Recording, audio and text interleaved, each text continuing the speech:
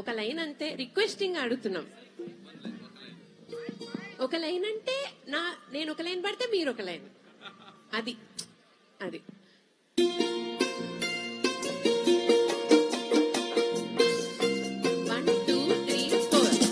ఎన్నెన్నో జన్మల బంధం నీది నాది,